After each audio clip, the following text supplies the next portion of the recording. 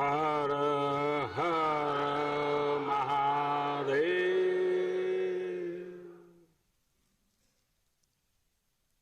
कार्यक्रम में मेरे साथ उपस्थित उत्तर प्रदेश की राज्यपाल श्रीमती आनंदीबेन पटेल,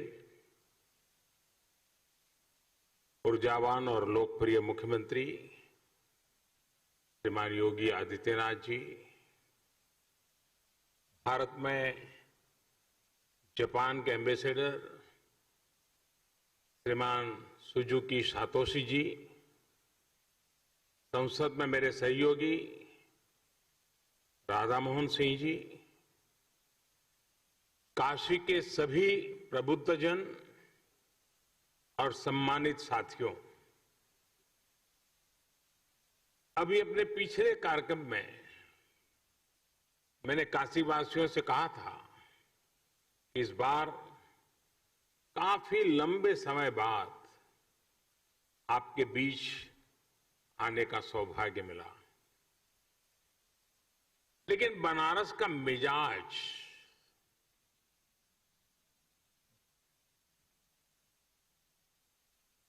मिजाज ऐसा है कि अरसा भले ही लंबा हो जाए, लेकिन ये शहर जब मिलता है तो भरपूर रस एक साथ ही भर करके दे देता है।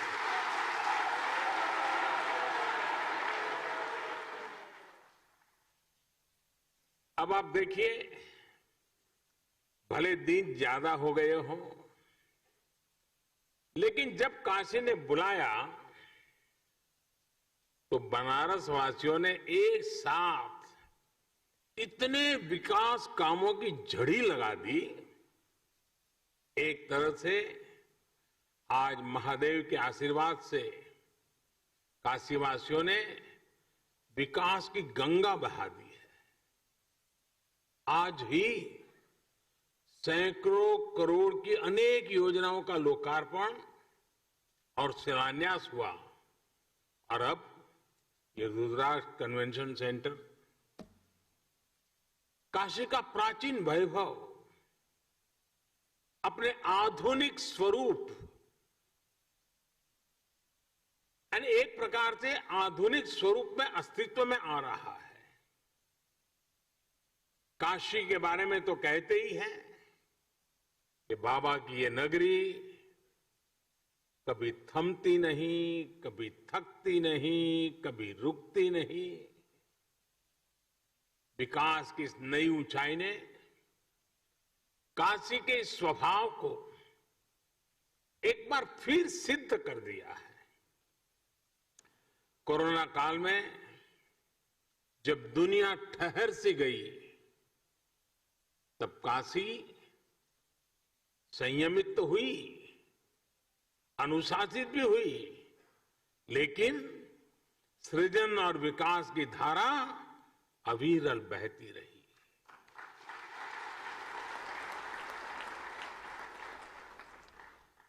काशी के विकास के ये आयाम,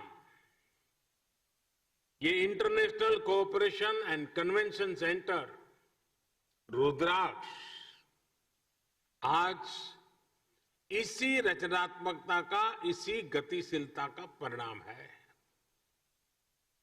मैं आप सभी को, काशी के हर एक जन को इस उपलब्धि के लिए हार्दिक बधाई देता हूं।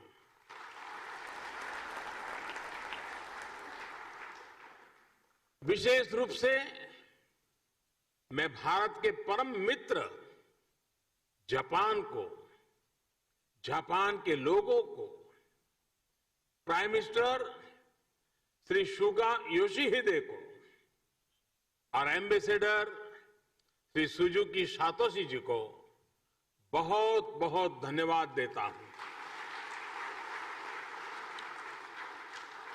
और अभी हमें प्रधानमंत्री जी का वीडियो संदेश भी देखा।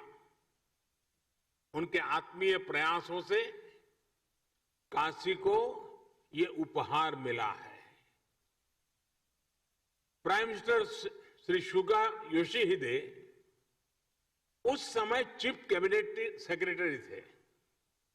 तब से लेकर पीएम की भूमिका तक लगातार वो इस प्रोजेक्ट में व्यक्तिगत रूप से इन्वॉल्व रहे।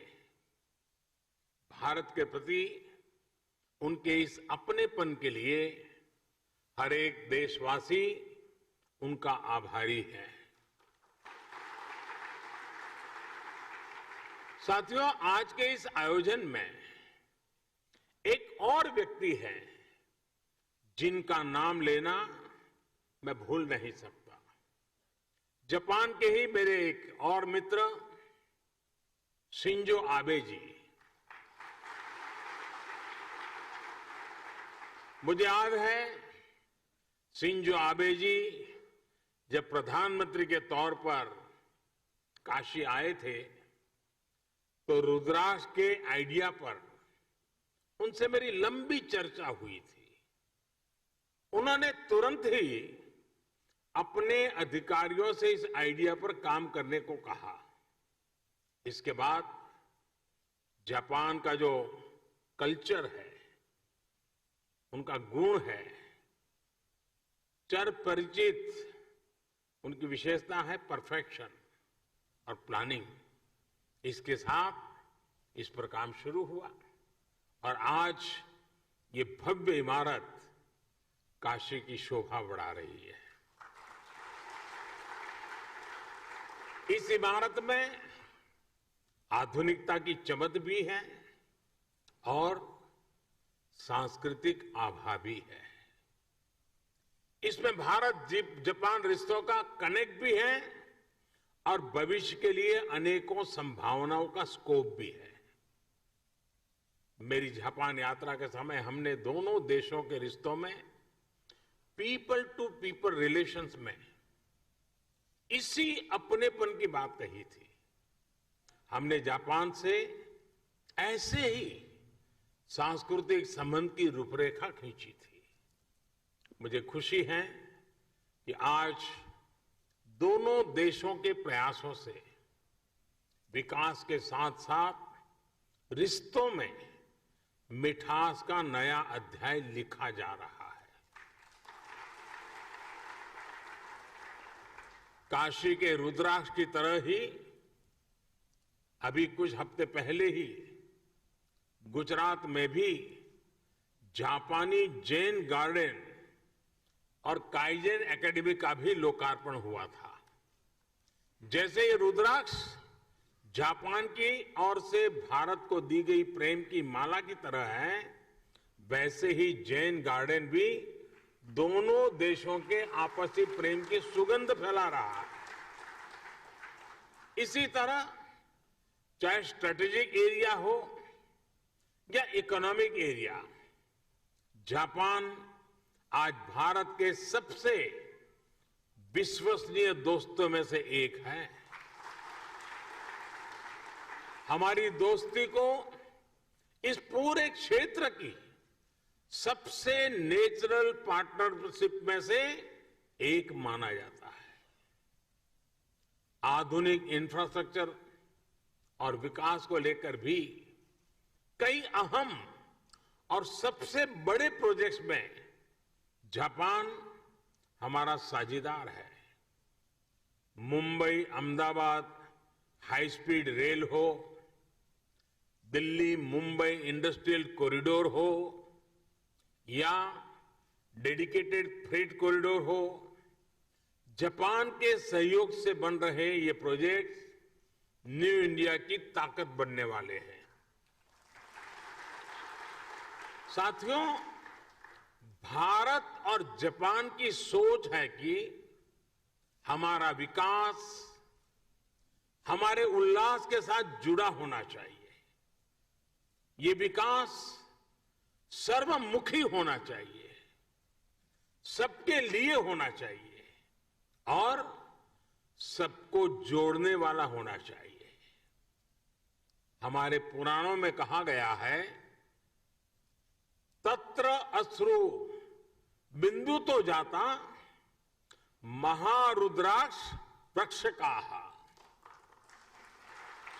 मम आज्ञया महासेन सर्वेषां हित काम्या, अर्थात सबके हित के लिए, सबके कल्याण के लिए भगवान शिव की आंख से गिरी अश्रु बूंद के रूप में रुद्राक्ष प्रकट हुआ। शिव तो सबके हैं, उनकी अश्रु बूंद मानव मात्र के लिए स्नेह का, प्रेम का प्रतीक ही तो है। इसी तरह ये इंटरनेशनल कन्वेंशन सेंटर रुद्राक्ष भी पूरी दुनिया को आपसी प्रेम, कला और संस्कृति के जरिए जोड़ने का एक माध्यम बनेगा। और काशी का तो बात ही क्या, काशी तो वैसे भी दुनिया का सबसे प्राचीन जीवन शहर है। शिव से लेकर सारनाथ में भगवान बुद्ध तक काशी ने अध्यात्म के साथ साथ कला और संस्कृति को सदियों से संजो कर रखा है। आज के समय में भी तबला में बनारस बाज की शैली हो, ठुमरी, दादरा, ख्याल, टप्पा और ध्रुपद हो, धमार, कजरी, चैती, होरी जैसी बनारस की चर्चित और विख्यात गायन शैलियां हो, सारंगी और पखावज हो या शहनाई हो, मेरे बनारस के तो रोम रोम से गीत, संगीत और कला झरती है। यहां गंगा के घाटों पर कितनी ही कलाएं विकसित हुई हैं, ज्ञान शिखर तक पहुंचा है और मानवता से जुड़े कितने गंभीर चिंतन इस मिट्टी में हुए हैं। और इसलिए बनारस गीत संगीत का, धर्म अध्यात्म का, ज्ञान विज्ञान का एक बहुत बड़ा ग्लोबल सेंटर बन सकता है। साथियों, बौद्धिक विमर्शों के लिए, बड़ी सेमिनार्स और कल्चरल इवेंट्स के लिए बनारस अपने आप में एक आइडियल लोकेशन है। देश विदेश से लोग यहां आना चाहते हैं, यहां रुकना चाहते हैं। ऐसे में अगर यहां इसी तरह की इवेंट्स के लिए सुविधा मिलेगी, इंफ्रास्ट्रक्चर होगा, तो स्वाभाविक है बड़ी संख्या में कला जगत के लोग बनारस को प्राथमिकता देंगे। रुद्राक्ष इन्हीं संभावनाओं को आने वाले दिनों में साकार करेगा। देश विदेश से कल्चरल एक्सचेंज का एक सेंटर बनेगा। उदाहरण के तौर पर बनारस में जो कवि सम्मेलन होते हैं, उनके फैन पूरे देश में और दुनिया में हैं। आने वाले समय में इन कवि सम्मेलनों को वैश्विक प्रारूप में इस सेंटर में आयोजित किया जा सकता है। यहां 1200 लोगों के बैठने की व्यवस्था के साथ सभागार और सम्मेलन केंद्र भी है, पार्किंग सुविधा भी है और दिव्यांगजन के लिए भी विशेष इंतजाम है। इसी तरह पिछले 6-7 सालों में बनारस के हैंडीक्राफ्ट और शिल्प को भी प्रमोट करने, मजबूत करने की दिशा में काफी काम हुआ है। इससे बनारसी सिल्क और बनारसी शिल्प को फिर से नई पहचान मिल रही है। यहां व्यापारिक गतिविधियां भी बढ़ रही है। रुद्राक्ष इन गतिविधियों को भी बढ़ाने में मदद करेगा। इस इंफ्रास्ट्रक्चर का कई तरह से बिजनेस एक्टिविटीज में इस्तेमाल किया जा सकता है। साथियों, भगवान विश्वनाथ ने तो खुद ही कहा है, सर्व क्षेत्रेषु भूपुष्ठे काशी क्षेत्रम चमे वपुः, अर्थात काशी का तो पूरा क्षेत्र ही मेरा स्वरूप है। काशी तो साक्षात शिव ही है। अब जब पिछले 7 सालों में इतनी सारी विकास परियोजनाओं से काशी का श्रृंगार हो रहा है, तो ये श्रृंगार बिना रुद्राक्ष को कैसे पूरा हो सकता था। अब जब ये रुद्राक्ष काशी ने धारण कर लिया है, तो काशी का विकास और ज्यादा चमकेगा और ज्यादा काशी की शोभा बढ़ेगी। अब ये काशी वासियों की जिम्मेदारी है। मैं आप सबसे विशेष आग्रह भी करता हूं कि रुद्राक्ष की शक्ति का पूरा उपयोग आपको करना है। काशी के सांस्कृतिक सौंदर्य को, काशी की प्रतिभाओं को इस सेंटर से जोड़ना है। आप जब इस दिशा में काम करेंगे तो आप काशी के साथ पूरे देश को और दुनिया को भी जोड़ेंगे। जैसे जैसे ये सेंटर सक्रिय होगा, इसके जरिए भारत जापान के रिश्तों में, उस रिश्तों को भी दुनिया में एक नई पहचान मिलेगी।